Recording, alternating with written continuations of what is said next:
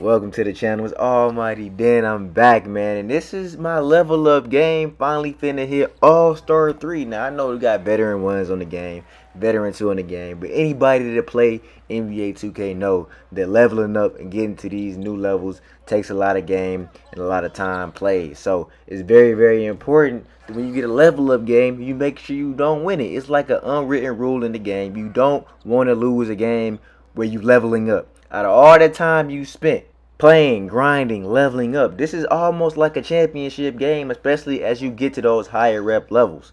And All Star 3 is a very, very big one, as you know. Right before Veteran 1, you know some of y'all has been begging to get that Patty Mills base, some of those newer animations, so those will be unlocked.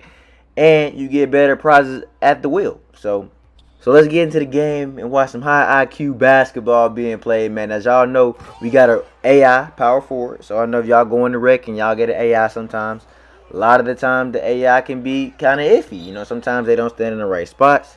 Sometimes they do. Sometimes they don't make open shots. Sometimes they're absolute laser. But one thing I can tell you for sure is that when they're playing against you, they like to go crazy. So sometimes they're a very, very good asset.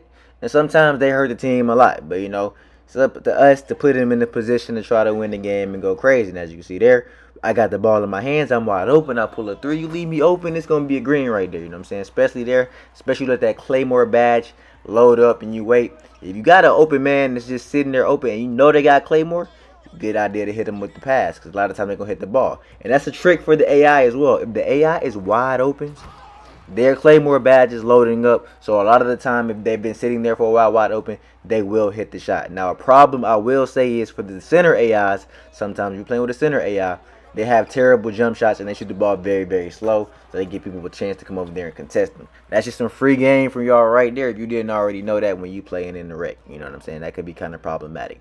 But I'm going to be honest with y'all, man. These guys that's playing against us, I don't really think I know they really can't guard me. If I don't have a lock on me or somebody with some very high perimeter and steal, I don't have a problem. Because going into the pro-am and coming back out here makes it feel like a breeze, bro. Because once you go in there pro-am, once you go in there pro-am and you play some of those top teams and they got them 95 steal locks and 99 steal locks, bro, you get so worried about protecting the ball, just not getting ripped, that, you know, that's half the battle. Now, if I can dribble the ball up the court peacefully, don't worry about getting stealed, then I'm going to be too comfortable and I'm going to be able to get a lot of buckets easily. You know what I'm saying? And make the right play. As you can see there, nice, easy layup attempt. If you don't know my build, I have a floor spacing slasher. If you don't know who's a floor spacing slasher in the game, Anthony Edwards is a two-way floor spacing slasher. So I pretty much have his offense, but not as much as his defense. Because to be honest, you better off having overpowered offense than just mediocre defense. Because your mediocre defense is still going to get killed by people who have overpowered offensive builds. And you going to need somebody, a lock, a great zone defense, a rotating zone at that, to actually guard a lot of these players in the game. As you can see here, I got a quick 8 points in the first quarter. You know, it's a good pace for about 32. 2-point game, so you know it's very close. This is a level up game, as I emphasize. So therefore, you know, this is very important to not just me but the team. Make a good pass, we get them right back, find the open man, easy three, we go up 5. That's very, very big to try to end the quarter.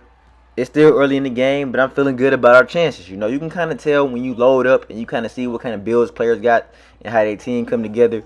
As a point guard, when you look at the other team, you should already know if you're gonna have an easy scoring game or not. You know what I mean? Like a lot of times you can tell, like if they don't have a lot of perimeter defense, a lot of high steal, then you can pretty much go out there and do what you want. You know what I'm saying? If you get some good screens, if you got 5 out, depending on your play style. Now we got AI, so we're not gonna really run no 5 out. I don't really need too many picks against players who don't have no defense. So as long as you got space, it's not a problem at all. You know, nobody really can stop me if we have space and you don't have enough steal to even poke the ball out. Because then I can do whatever I want. You know what I'm saying? I can do whatever I want and I'm gonna get to the basket if you don't have no help. And if your center don't have a high enough interior, is not willing to help, then you just on the island and you stuck, and I'm gonna punish you. It's just as simple as that.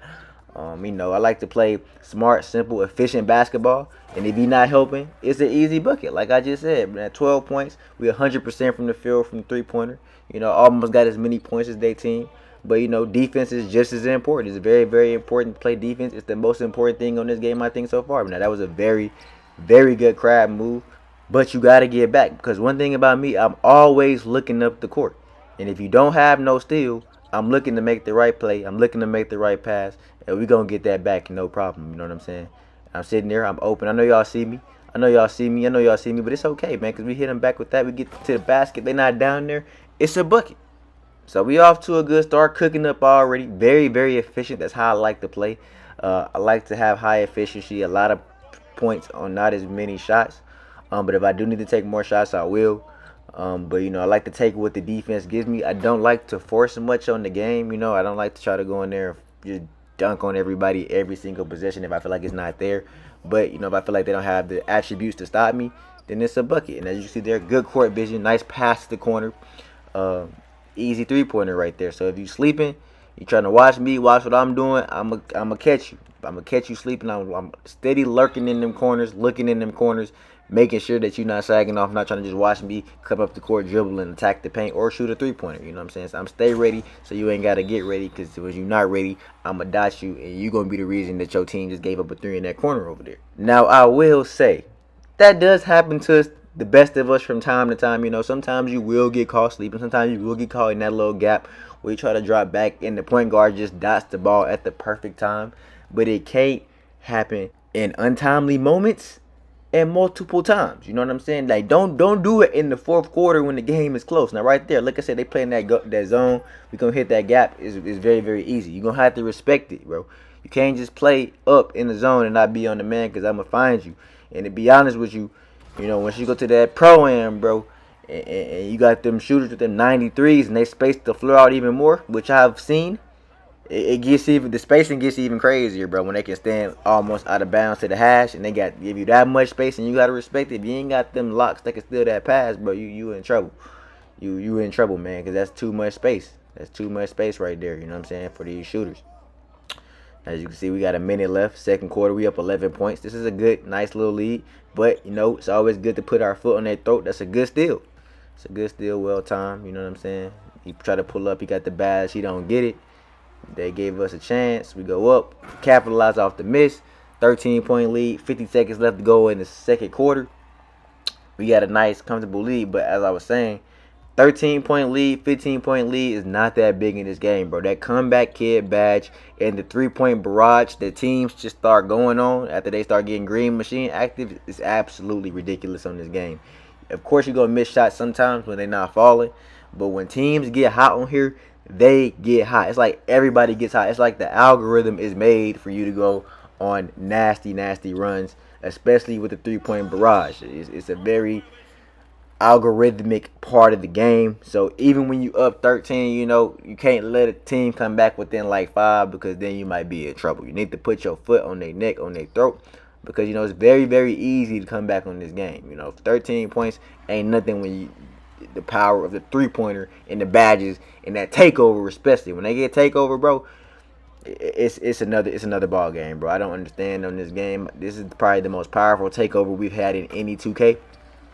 Because anytime somebody gets takeover, they start playing out of their mind. They start playing a way that they haven't been playing all game, taking the craziest shots, and it can be crazy at times. Because I have a high 3-pointer already, but if somebody has an 80 3-pointer, it seems like that 3-pointer might be on 100 when they get takeover. But I feel like if I got a 90, it should feel like I'm in takeover 95. It should feel like I'm in takeover essentially all the time. But that's not the way it go. That's not the way it feel. But if you got a 99 3, 98 3, it does seem like they ain't take over all the time. I will say that. They go absolutely crazy. They very, very hard to stop. Anyways, we in the second half. We still up 12 points. Got another good shot. Good ball, off ball movement. You know what I'm saying? You got to know how to move without the ball. Hit those gaps. Get a nice open 3. We got 17 points, 6 assists, 100% from the 3-point line. This is good basketball being played. Now we just need to play some solid defense. Like I said, try to put our foot on their necks and take them out the game. But we got to give up a 3 right there, 19% cover. I think that could have been a little bit more. Obviously, the contest system in this game sometimes is not the best. I feel like personally, because sometimes things say they was barely contested when you there. Sometimes they don't let you put your hands up, and sometimes it says wide open when you standing right in front of them. Like, I understand you not putting your hands up and somebody shooting over you, but that's still not wide open. Somebody standing directly in front of you. But that's just how the game goes sometimes. You say another good steal. Definitely need to capitalize on this one. Wouldn't have been mad with a pull-up 3 right there. You know what I mean? That could have been cool, but we got the easy 2. Great decision right there. We didn't need it, but essentially, if we did need that 3 in the game, that would have been a good, nice pull up, of course.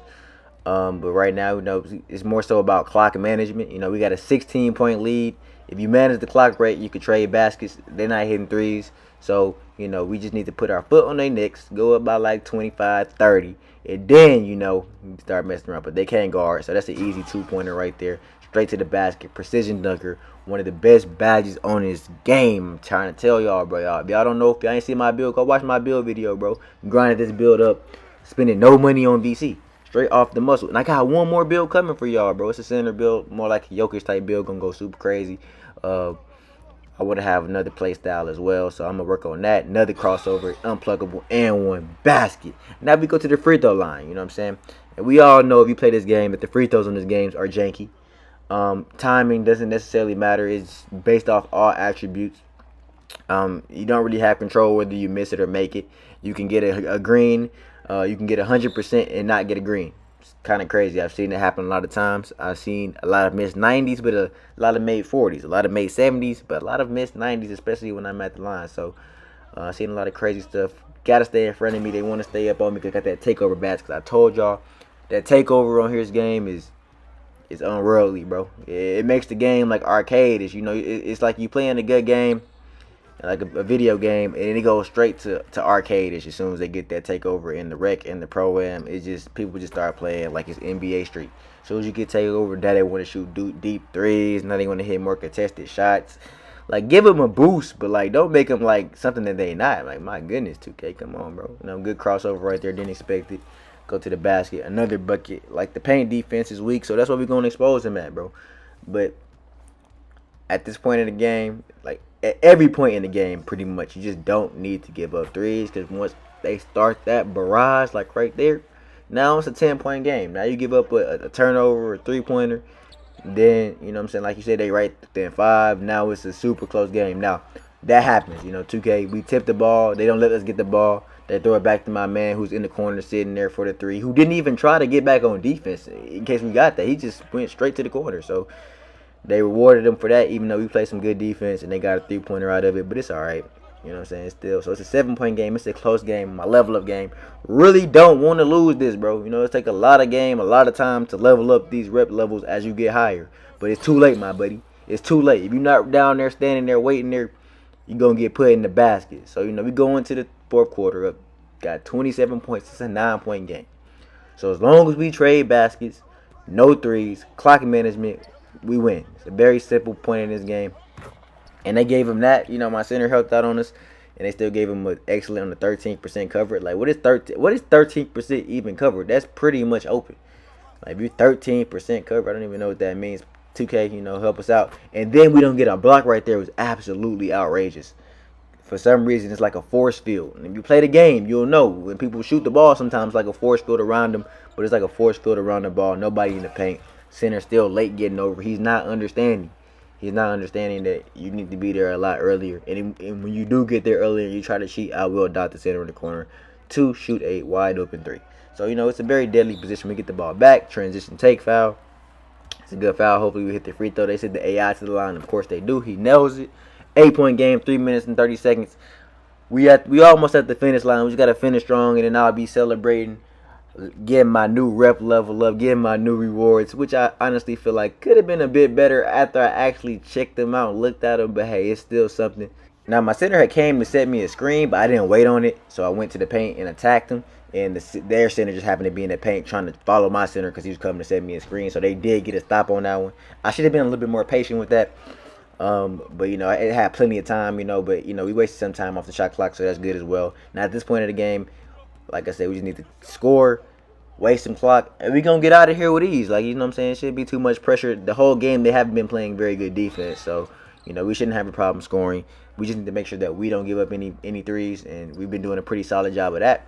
So I'm not concerned. I'm going to stay on my man. Hopefully they don't hit any tough, crazy shots because they do right there. But, of course, they don't let me go out there and put my hands up. They let him just rise up and shoot above me.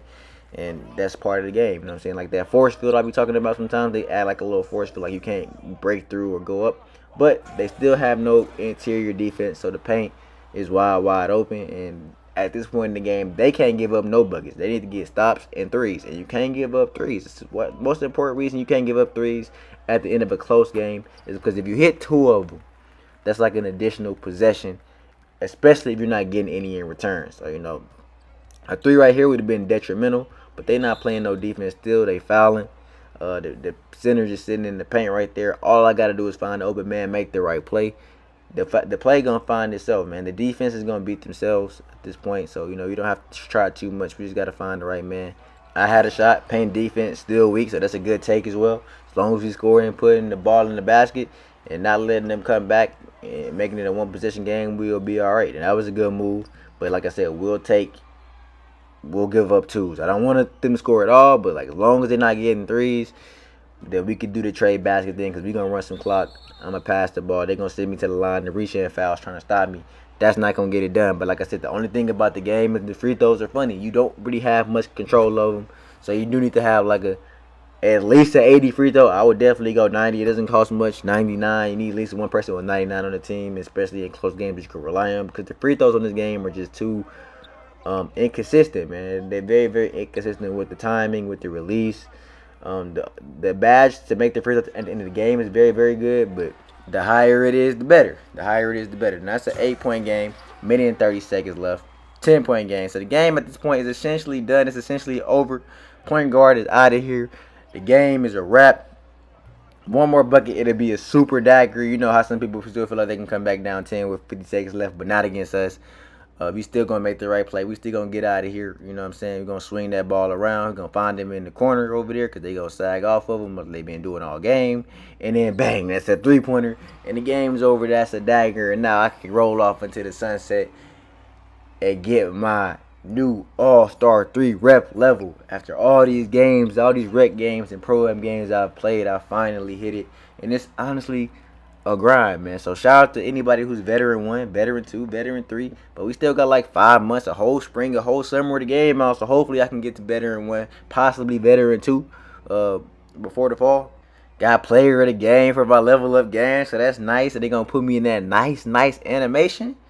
And as you can see there, man, we made it, man. We made it from All-Star 2. No, All-Star 2, my bad. Starter 2 to Starter 3 and the next level. Hopefully I'll be here to make another video for y'all when I go veteran 1. And I definitely will have some in the meantime. Like I said, my center build is coming up. No money spent on them. Y'all almost ready. I almost got all the VC ready. I've grinded it up. I've stacked it up. Playing in the pro-am, playing in the rec has helped me stack it up a lot. But anyways, I hope y'all enjoyed the video. If y'all do hit that like button, subscribe to the channel if you're new. Until next time, Densky out.